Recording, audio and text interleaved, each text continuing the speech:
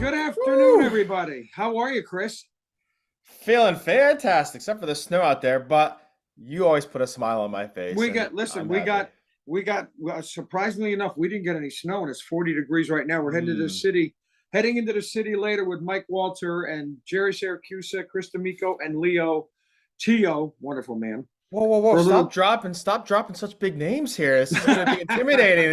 Easy, easy. Talk no, about no, no, nobodies first, and then talk no. about me. Now we're going to start recording. This is where John can start recording. Good evening, everybody, and welcome to the Big Daddy Show. I want to thank all my sponsors that you saw on a list beforehand. And Chris got his goodie bag already. It's awesome, awesome, awesome. Attaboy, Perfect Portals, DJNTV, Electric Voice, gaff tape. You can never do it enough LF. without gaff tape.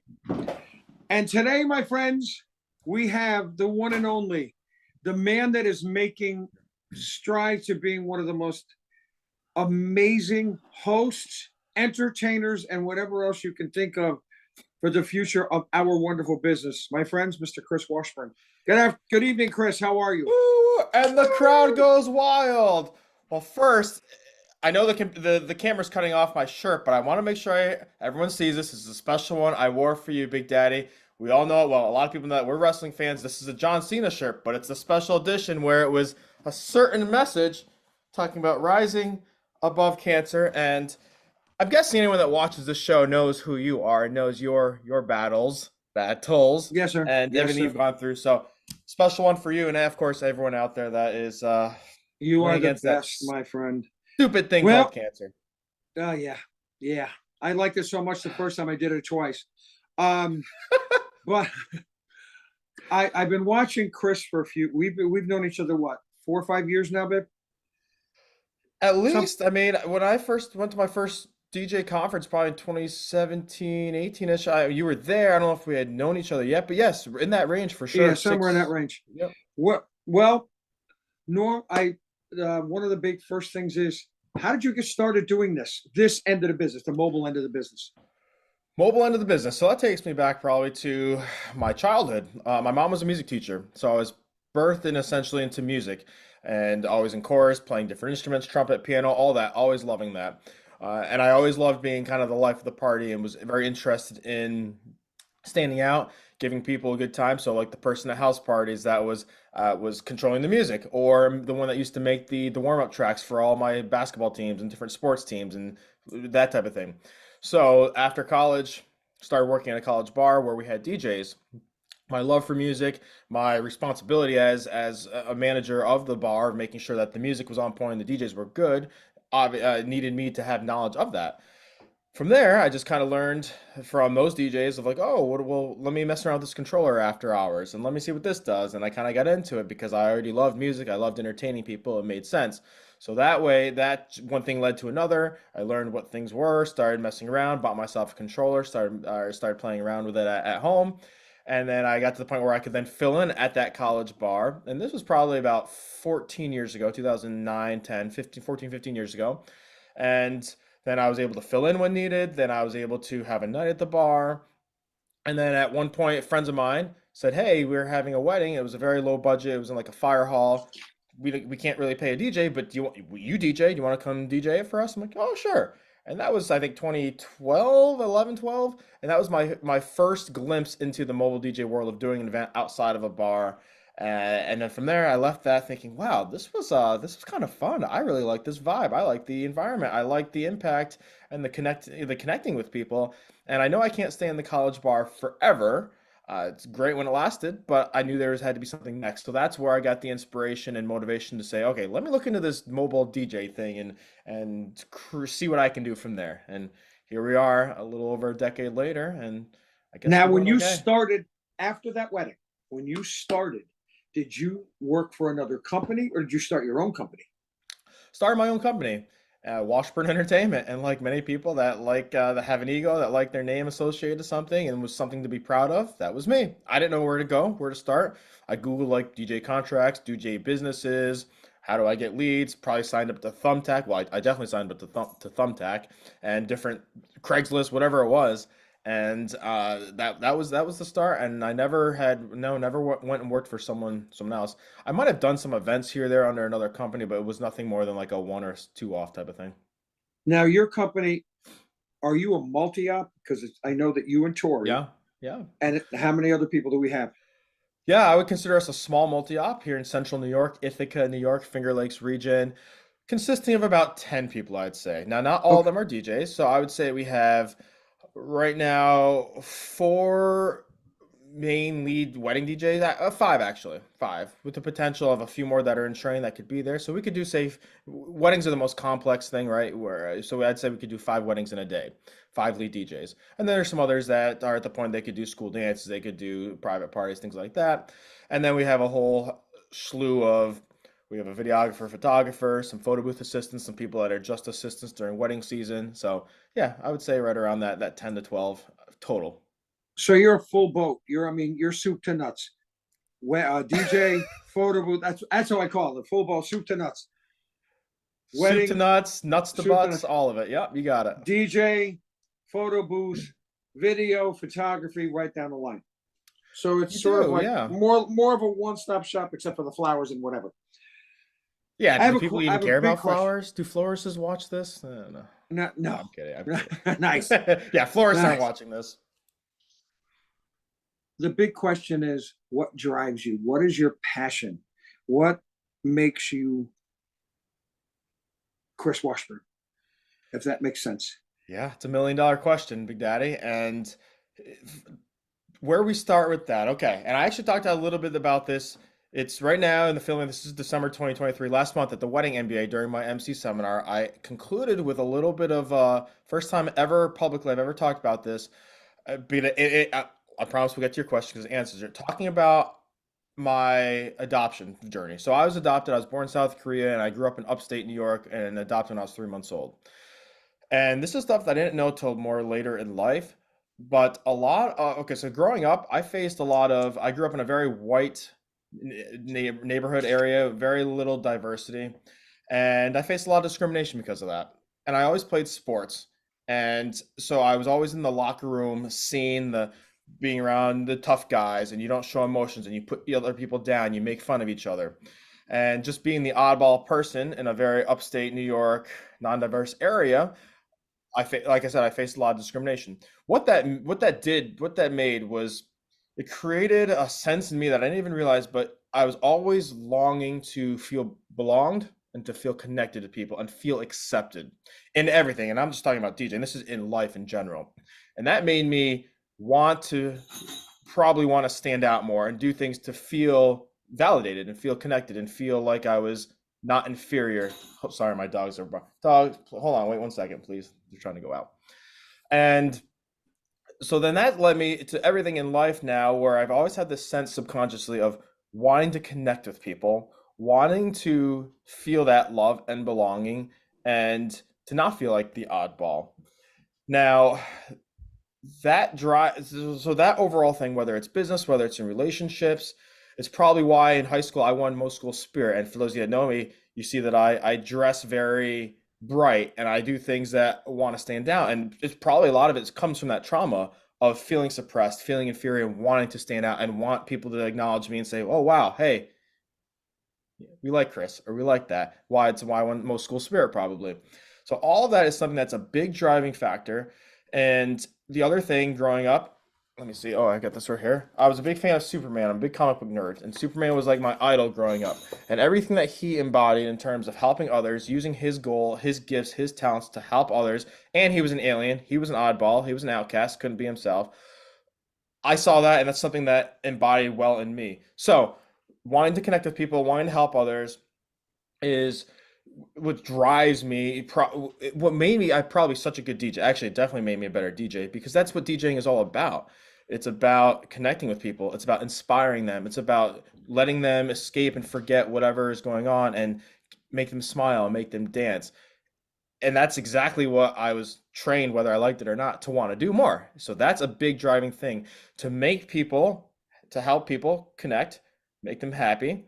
And another driving factor is because I felt like that oddball sometimes. I felt like I was not part of the accepted crew.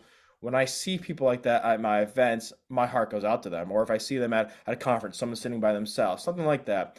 So that part, when people are feeling maybe they're not fully accepted or validated, that drives me even more. So that's a big answer to that question, but Mm. that's something that drives me a lot is the willing to connect with people because I long for that connection. I need that connection with human connection. I need that love. So naturally gravitating to give that to other people and sharing it because you know when you connect with someone and you feel that love, it radiates back and forth and you just feed off of it. So that's a big thing of why I do what I do and what drives me in my relationships as a DJ, my careers. It really just comes down to love, connecting, and inspiration with other people. So yeah, that's the answer. Great answer. Great answer. And you do it. I watched you, the wedding MBA stuff, Harvest of Sound. You hosted Harvest of Sound. It's just, you could tell more than anything, the genuineness, if you will, of everything you say and do. Mm. That's what it's all about. Mm. That's what we should be doing. And not just in our business, but in life itself. Because I was walking around today, real quick, walking around today, everybody's miserable. Everybody.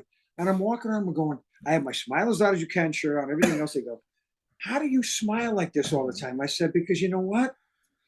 The best part of waking up is waking up, and I get to see you, and I get to see you with you, and that's what you do. And I watch you, Mm. like when you do your seminars and everything else, and everything that I watch online. That's what our business, that's what our world needs more of is you. Mm. Well, So, I'm super, super honored and humbled, and thank you for those words. And it really makes there's a lot of gratification when someone like yourself, that I respect very much in this industry, consider a very deep friend, and other people as well, that when they say things like that, because it lets me know that yes, the message I'm trying to put out there, the inspiration, that it is working, it is, and that authenticity, that genuineness. I mean, I strive very, very hard to do that, and I'm very grateful to know that it is being received oh, that way. it is not just by me, but a lot of people. Yeah. All right. As everything that you do has a purpose, everything you say has Mm. a purpose. Give my guys and girls 3 lessons or takeaways that they even can implement one of them within the next week. That's one of the things that we talk about at seminars, and that's one of the things that I'm going to be talking about at MEX is what did you learn from all these seminars that you have just been quote unquote sitting through, and why you came to every conference you come to. At least one thing that you heard and listened to all week or 2 days, whatever it is. What can these folks give me three, just three, and maybe one of them they can Sure. implement this weekend? That's great. I'm going to give you kind of two answers to this question. I'll talk about the takeaways both for attendees and people watching this, and I also want to give a takeaway to potential speakers that we're talking about that are the ones that are influencing people at these shows. So I love what you said in the intro to that question. You said everything needs to be done with purpose and intent, and that's one of the things. If anyone has come to my seminars, MC seminars especially, actually any as an entertainer, purpose and intent is so key. And I can't show you my computer, but on my computer, the laptop skin, I have words: love, gratitude, purpose, and intent. Things that remind me, if I look down, I want to see it. Love, remember to come from a place of love. Gratitude, have lots of gratitude. Purpose and intent, and that's more of a performance thing. That as a DJ, as an entertainer, everything you do has to be with purpose and intent, Mm-hmm. especially with emceeing. And most mobile DJs, you're going to have to MC at some point, or an MC should be part of your toolkit for sure. A quick, easy takeaway is if you're saying something, you're not sure if it needs to be said or not, think about that. What's the purpose of this? What is the value of them? Why should they care about what I'm about to say? Purpose and intent is very, very key. And that's a very, very easy takeaway. So many untrained MCs and DJs, they talk without saying anything.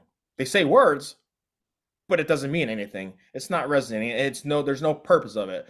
Uh, And then as an audience member, as a guest, if people start talking like that, you're just going to start tuning them out and you're not going to care. So you lose that connection. So I think very much important. Sometimes, oftentimes, less is more. And to quote Marbecca, it's not about what you say, but how you say it. Those are some very easy, quick takeaways that I will talk about early on with the DJ MC mindset. So that's my first takeaway of the purpose and intent part. Think about what you're going to say if you're unsure, and is this going to give value to them? Okay, that's number one, purpose and intent, and oftentimes less is more. And don't talk just to talk. Number two, I would say, and we've touched on this a little bit, but it's such an important thing, is the authenticity, the genuineness, being genuine, being authentic. And there's so many levels to that, right? You hear that all the time. But being yourself, when I wear bright clothes, when I am very playful with the crowd, that's me being myself. When I wear a wrestling shirt for you, that's me being myself, just like you wearing your Eli Manning jersey. People will see through the fakeness. If they know that you are being fake or you're putting on a facade, they will see through that and you will lose your connection. You will not connect as well. So do your best if who you are, embrace it. And that can mean a good, that can be positive and that can be negative. And when you understand who you are and you know your strengths, you know your vulnerabilities, you know your weaknesses, you can better assess of how you should operate as an entertainer, as a business person, and say you're the type of person, you know what, I want, like they watch Mike Walter or they watch Chris Washburn go out and stand on the middle of the dance floor and just feel natural and flow. Maybe people just can't do that, and that's okay. Accept that. Don't try to be someone you're not. If you're the person that needs to be behind the DJ booth, okay, do that. You can still have a big impact, but be authentic, be genuine. Don't try to make jokes if you're not funny. I've heard many people do that, and that just comes down to being authentic and genuine. And that's like on the performance side. Same thing, and a great example I use with DJs also is a lot of people, if you know me, you know that I'm a big superhero comic book nerd, and I love Comic Cons, DJing, nerd events, Comic Cons, things like that are one of my most favorite things to do. Passionate nerd energy is through the roof, and if you love that and you connect with that, it's one of the most gratifying things you could do, especially as a DJ. With that said, if you go into those and you are not a nerd and you don't know the music and you don't know what that cosplay costume is and you don't know what just happened in season 3 of The Mandalorian, you're trying to relate with a Star Wars fan, they will see that. That's being inauthentic. That's being genuine. So there are times, and it could be same like if we went and did a DJ to wrestling event. And if we don't know wrestling stuff, we don't understand. Yes, you and I would get it. I've got a whole WWE wrestling music theme crate, right?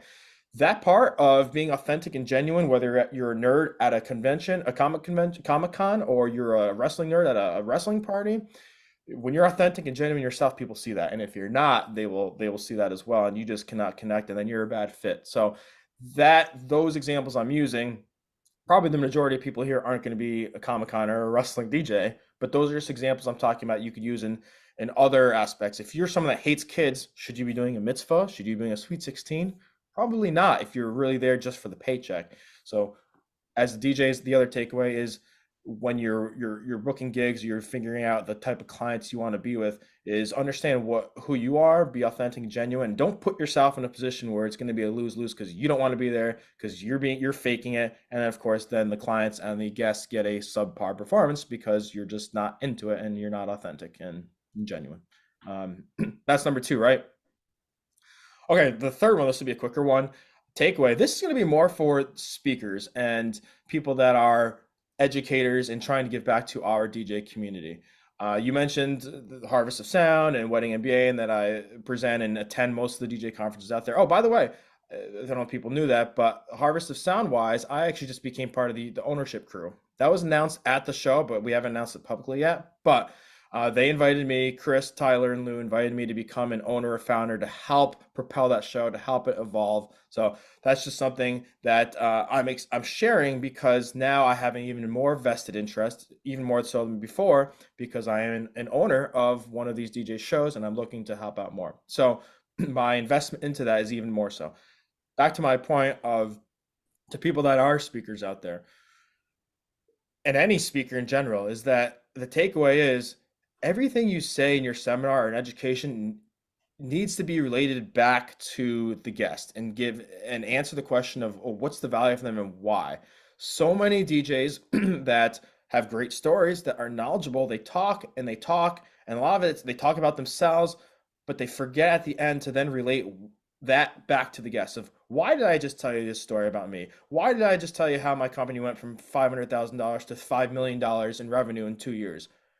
They talk about themselves, but then it's, you got to remember to relate. And even if you take a full seminar and you break down into little chapters of things, every little sub story chapter needs to come back to that overarching idea and value to the person that just sat there and listened to it. Why does that matter? Why does it matter that I just did this and I told you this? So speakers, remember, relate it back. That will make you a better speaker. That'll keep people connected, and it'll bring you more value as a presenter, as an influencer. The top speakers in any industry are very good at that. You either inspire or educate, inspire, or usually, hopefully, both. But yeah, always bring it back to, why did I just tell you that, and how can that guest then take that and implement it in their lives, or how can it affect them in their lives? Because everyone wants to come away with something. So don't forget to bring that back to them. Just don't talk about yourself. Amen. Yeah, one of the things that, when you get back to number two, I see it all the time on, all these Facebook groups. I'm doing a Sweet 16. I've never done one. Why did you book this again? And you're asking all these people out here, if you're going to do this, if you're going to be a multifaceted DJ, Sweet 16s, whatever find out, go shadow somebody or something beforehand, because once you get in there, these folks are going to know that you only did this for the paycheck. Listen, I just did a 9-year-old birthday party. I brought my younger guy with me. I was there to greet everybody, and then I just walked out the door. But I've done all of these parties. Yes, I still do bar and bat mitzvahs. I'm not out front, but all my guys are, and they're all educated. If you are going to take events, my friends, listen to this man, because they will know. They will know fake. Yeah. And also, when you're out in the hallways of said conventions and everything, you're going to pick up a nugget. Use these before this, because these two, this is why you were born with 2 and 1. And yeah, am I a talker? Mm-hmm. Mm-hmm. I go on and on and on, but most of the stuff I go on and on about is just life itself. But yeah, and I say that when I've hosted these last couple DJ shows, I say that on stage as one of the tips to people is, yeah, the seminars are great, being here, the parties, but some of the best parts, the best takeaways are what's happening out in the hallways, what's happening at your lunch table. Those conversations where it can be very raw. It's just 2 people or 3 people, whatever the amount is. And those genuine heart-to-heart conversations and those relationships you make. Some of the people that I consider closest to me in my life now are people that I've met at DJ shows. And those relationships are way more valuable than the newest DJ software app out there, or the newest lighting fixture. Those relationships, those happen for people taking the initiative and having those conversations. And I opened up my Harvest of Sound the day one, very first, before we started. I told people, you have the choice here.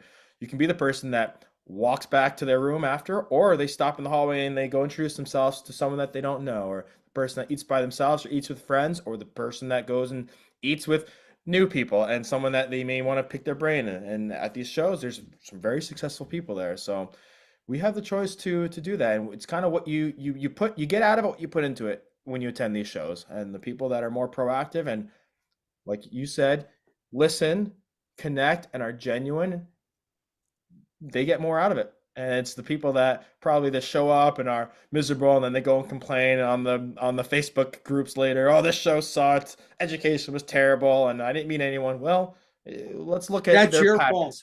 Yeah, that's your fault.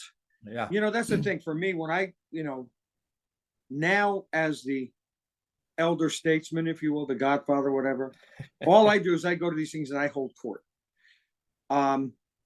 And for the other speakers and everybody, be accessible.